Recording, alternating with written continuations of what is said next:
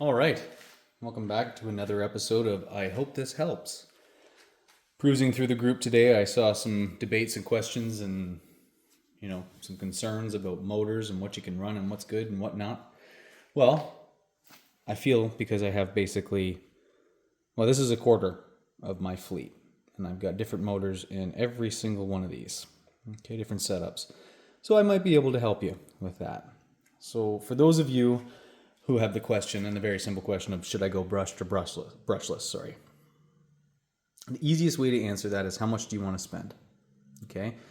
If you only have one rig and you want to go all out, go brushless. It is superior to brushed. You'll have far better low-end control and better speed, better response.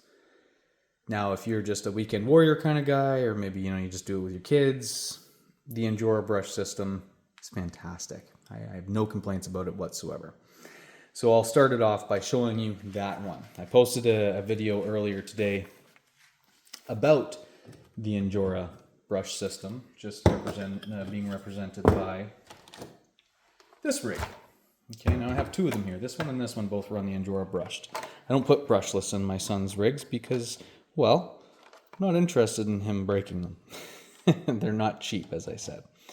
So this is that setup there. Okay, this is the 48 turn motor, low range gears, MB100 ESC. Works fantastic. Now, with respects to servos, I run Votec PTK 13 kg 2S compatible only servos. If you want to go 3S, you'll need to get something that's compatible with that. But these genuinely do the trick for me. So quite wonderfully, no complaints with them. If you'd like to see this running, I have posted many videos of its capabilities and all of that on my courses and outdoors as well. On to the next brush system. This was a unique build because I was able to get a Trx4m 2-speed transmission. Now, for those of you who are going to pop in and talk about the Mias or the other 2 speeds and blah, blah, blah, listen, I got these 2 speeds when they first came out. I bought 2 of them because my son and I each had a Trx4m, so I bought 2 of those 2 speeds. They've been kicking around forever, and I thought, well, if I got them, I might as well make something happen with them. So I don't recommend running a brushless on them because from what I've read and what I've seen, they just get chewed to bits. Now, a purple 48 turn motor on that, fantastic. Stock ESC, probably could do better with the MB100, get more speed, more control, but this is pretty cool. It works quite well. And like I said, I ran a 2-speed on an LCG chassis with a low stance build. Okay, it's got full 59 millimeter shocks, full flex and function. Everything works. I don't have any tire rub. It's a cool build. As my son gets a little bit better with things, and I can trust that he's not going to damage and destroy everything. And basically, when I upgrade my own remote, I'll start giving him all the MB100, so that way he needs one remote to control all of his rigs. Okay. Now, moving on to the next setup. We'll keep it in the wheelhouse of Endura. This one I'm running a Fat Viper. Now, I don't like Endura's electronics. They're brushless ESCs. And quite frankly, I'm a little bit salty when it comes to the Rovrin because you released the Fat Viper and the Purple Viper with an ESC that was basically useless. You could barely program it, and it took 82 different kinds of cables to find a way to get it to program, and all these different drivers. I went through like 4 different computers, and to be honest, their customer support wasn't really much help at all when it came to that. So unfortunately, and then when I see them release the Rovrin saying, oh, this is all updated and here it is with Bluetooth, and then we're also going to charge you $160 for it, I felt like that was a bit of a flip the bird to the Trx4m community after you did with the Fat Viper, with what you did with the Fat Viper and Purple Viper ESCs. Okay. I give you these. I'm not a product review guy in the sense that I'm not obviously not paid by anybody, and I've purchased all of this stuff on my own accord, tested it and run it, and I have, this is my actual experienced opinion with them. There's many other content creators that have their deals and their discount codes that will do product reviews for you on something you don't see here, and you're more than welcome to go and check them out. But this Purple Viper paired with the Lizard Pro, actually, And I'll tell you, that's one of my best performing rigs. Okay, and you'll see common theme here. PTK Botic servo, or Botic PTK servo, 13 kilograms, or kg. I always call it kilograms. I have no idea what the actual terminology for it is, and it doesn't really matter. But anyways, yeah. So those work really well. I think, like I said, this is one of my most controlled rigs I have. I love it. The only thing that would make it better is to pop on a Rindrick chassis by Calvin James.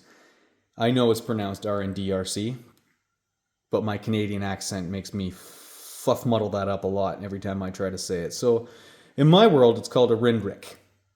Rindrick chassis. Take it or leave it. I don't care if you like it. Calvin James, I am sorry if you don't like that, but buddy, I have a hard time pronouncing your abbreviated name. And speaking of the Rindrick, is this beauty. All right, now, I am running a Mini 24 set up in this. Oh, look at, there's that Botic BTK servo again. Wow. Just a little testament to how they last. Okay, I've got them in almost every single one of my rigs, and I do use that over the Injora 11 kg that has, although a lot of people say they don't experience problems, I have experienced problems with them glitching out and, basically short-circuiting and firing back into the ESC and blowing it up. So I've kind of leaned away from a lot of Injora's electronic products other than their brush system. This being the Mini 24, it works fantastic in this rig. Now, this is a light build, okay? The Mini 24 is not the best when you're going all brass and super heavy. It's got a bad drag brake. It's meant for a smaller rig, so the function on it won't be as nice, okay? If you're gonna run the Mini 24, which is, honestly, it is one of my favorite systems, you're gonna need to keep that rig light. And I am planning on doing another video for the 4M platforms and the amount of weight that I have found throughout the, 15 rigs that I do have, what performs the best, right? And for those of you that have seen my indoor course, I've changed it up and rearranged, and I've got some pretty decent testing facilities, if you will. Okay, now we'll move on to this big rig, the MB18. Now I put a Mini 16 in, okay? And I did that because I have run 1.9s on it. I've got it stretched to the max. It's basically a rock bouncer. So that should tell you guys I'm not fully against the speed. And we'll touch base on guys that want to go fast as well. I know you can get pretty defensive about it, but I'm going to be honest with you.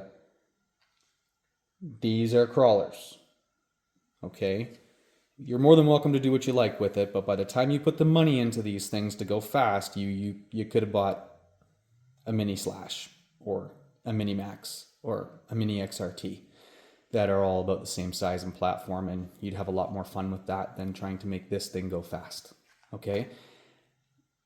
You're not in trouble, you don't have to feel any kind of way about, say I wanted to go fast and to hike with it.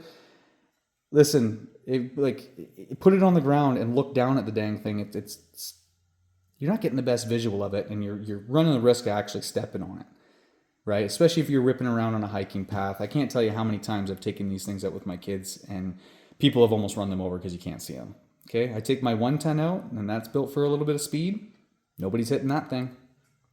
All right, take my son's little basher out. Nobody's hitting that thing, and it's about the size of a Mini Max. So that's just a little bit of info for the guys who are talking about going fast and whatnot, and they get all defensive about it. It's not that, you wanting to have a fun rig like that and a be-all, end-all of everything all in one. It's just, honestly, you're taking something and you're making a half-ass version of something that already exists, right? There's no point in taking a crawler and trying to make it a basher when they make bashers. Okay, and you would be much better to actually attempt to do a body swap on a basher if you wanted it to look like a real vehicle. Okay, it is just my opinion. Take it or leave it. I hope you're not offended. I just think sometimes we can get a little carried away in our minds and kind of overlook some more obvious points about what we're doing. Okay, so really just trying to guide you in the right way of how you're going to spend your money. So by the time you put all that effort into making these things rip, you could have bought a mini X-Max or something like that. That would give you a lot more fun than turning a crawler into a basher, okay? Back, what were we going to talk about? The servos. Yes, the servos. I did see a gentleman's talking about, he keeps blowing all of his servos. I don't know if you've noticed, but I don't run metal servo arms. Okay, there is a reason for that. I call them servo savers. This is 10 cents. That is 10 cents, okay? And I know guys, well, I've seen them replace, three $30 servos, and you could have bought a Reefs or an NSDRC. Well, I'm gonna be honest with you, those are actually not readily available out here in where I live. I can't get my hands on Reefs and NSDRC, or even when it comes down to ESCs like Big Kid Tiny Truck. Those are really hard to get out here. Honestly, I haven't seen them, so got to rely on what's available to me. And noticing that I do run these PTK Votic servos quite a bit, it's because here I can get a pack of 6 of them for $100. I run the plastic arms. I've blown one. I've blown one PTK servo. In Jora's servos, I've blown 3.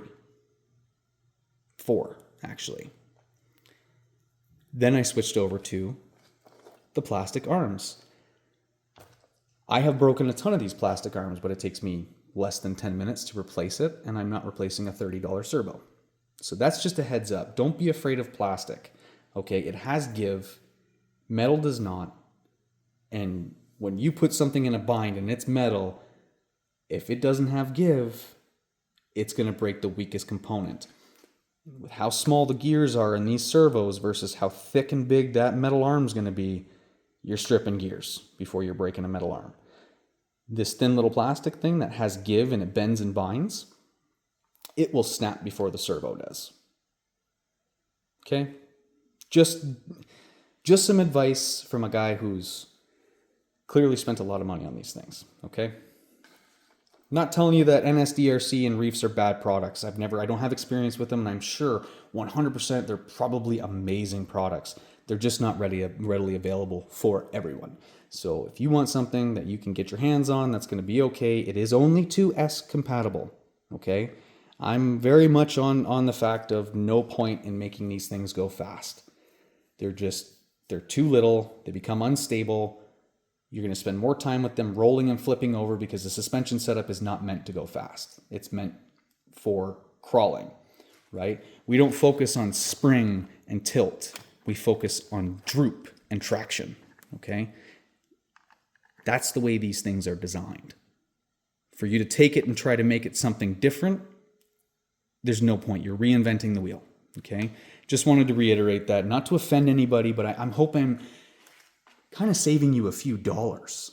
You're going to spend $300 to $400 on trying to get this thing to be a basher when you could just go buy one. And you're going to have a lot more fun with it because it's built to do what you're looking to do, right? And there's no harm in taking an 18 scale basher and an 18 scale crawler. Run the basher down the trail, find the crawling spot, pull the crawler out. Okay? It's kind of what I tell my kids. And no offense, so I'm not trying to father anybody here, but I'm hoping, this is helping you. All right, guys. I think I'm going to leave it at that there for this video. It's one of my longest I've ever done. And I'm just doing this to help you. Not to put you down, not to make you feel crappy, not to say I know better than you, but I've got some experience and I've spent a lot of time with these rigs, and I think I have some insight for you if you need it. So I hope you guys are staying safe, you're being kind to those that you meet, and you're enjoying this hobby. Stay away from the negativity. We're obviously involved in this to escape the crap in the world. So keep on crawling and keep that smile on your face, guys. Have a good night.